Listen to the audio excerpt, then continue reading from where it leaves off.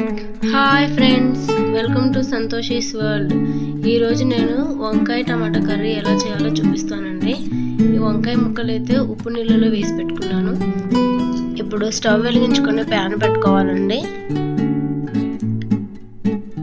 Pan కొంచెం heat ఎక్కిన తర్వాత 2 టేబుల్ స్పూన్స్ ఆయిల్ వేసుకోవాలి. ఈ ఆయిల్ కొంచెం వేడైన తర్వాత దీంట్లోకి తాలింపు కోసం శనగపప్పు కొంచెం వేసి వేయించుకోవాలండి. తర్వాత మినపగుండ్లు,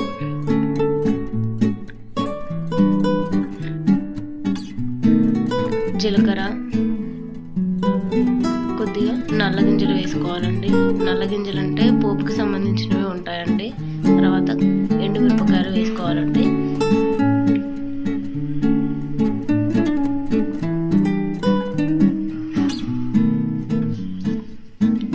ఇప్పుడు కొద్దిగా కరివేపాకు వేసుకోవాలండి. కాస్త చిటపటలాడుతూ ఉంటాయి. తర్వాత వంకాయ ముక్కలు వేసుకొని కలుపుకోవాలండి. తర్వాత కొద్దిగా పసుపు వేసుకోవాలి. మళ్ళీ ఒకసారి కలుపుకోవాలండి. తర్వాత అల్లం వెల్లుల్లి పేస్ట్ వేసుకోవాలండి. ఈ అల్లం వెల్లుల్లి పేస్ట్ ముక్కలన్నిటికీ పట్టేలాగా బాగా కలుపుకోవాలండి. కాస్త ఉప్పు వేసుకొని కలుపుకోవాలండి.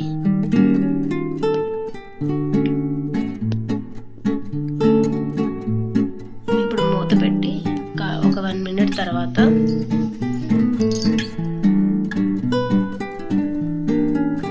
చూసారు కదండి, ఇలా ఉంటుంది. ఇప్పుడు టమాటా ముక్కలు వేసుకోవాలండి. ఈ టమాటా ముక్కలు అన్నీ వేసుకున్న తర్వాత ఒక్కసారి మళ్ళీ కలుపుకొని మూత పెట్టేసుకుంటే సరిపోతుందండి.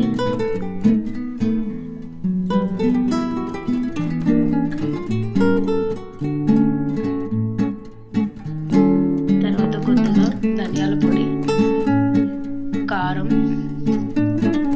రుచికి సరిపడా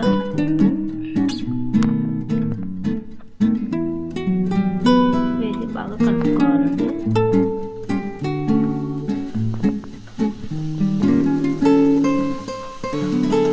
ఇప్పుడు ఒక 2 మినిట్స్ తర్వాత మూత పెట్టి తీసేయాలండి. అంతే అండి, వంకాయ కర్రీ రెడీ అయిపోయింది. వేడివేడిగా రైస్లోకి తింటే చాలా బాగుంటుంది.